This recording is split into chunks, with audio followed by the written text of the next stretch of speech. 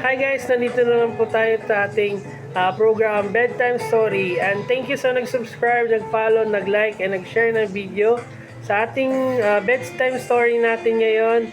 Pusong Fiesta. Actually, pag-start ng April until June, maraming fiesta sa iba't ibang lungsod, city at province at iba pa. Tulad sa ngayon, sa this April, San Jose, Nueva Ecija for Harvest, Pagibang Damara Festival 2026, Farmers Fiesta. Tapos sa Viva La Casa, a festive night of music and culture at Pueblo de Panay, Rojas City.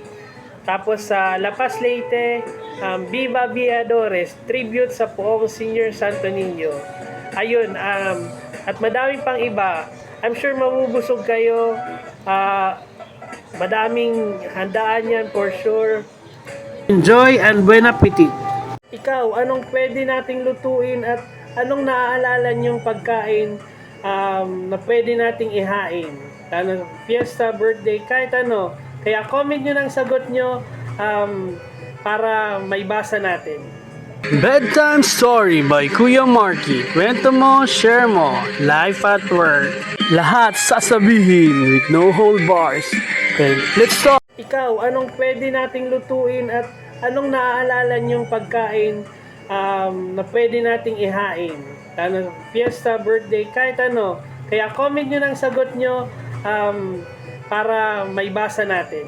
Total lang ating bedtime story natin ay anong pwede nating lutuin. Kaya before nag-live ako, may niluto akong chicken curry. Sabi ko nga, naalala ko, mas masarap makrema lalo na may gata. Kung sa akin, it brings back to my childhood memories, lalo na pag native na chicken sa probinsya. I'm sure masarap yan. Kaya nag-i-enjoy ako dyan. At mapapadami ka talaga ng kain. Kaya ikaw, anong chicken curry naalala mo sa childhood memory mo, experience mo sa lahat?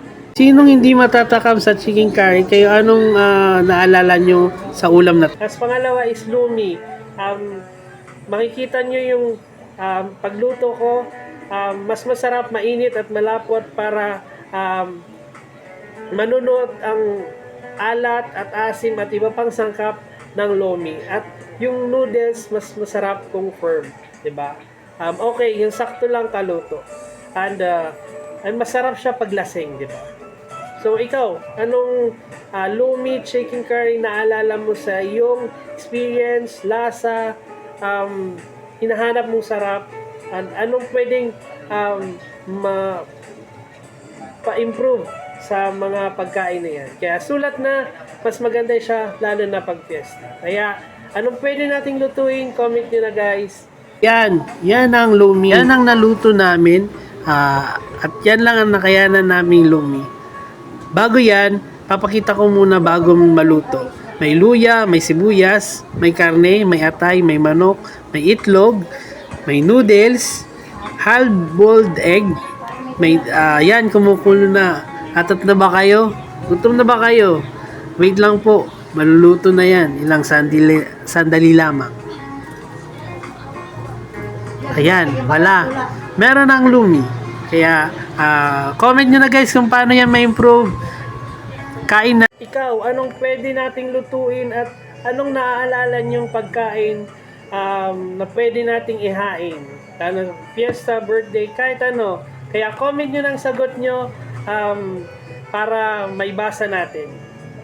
Bedtime Story by Kuya Marky. Kwento mo, share mo. Life at work.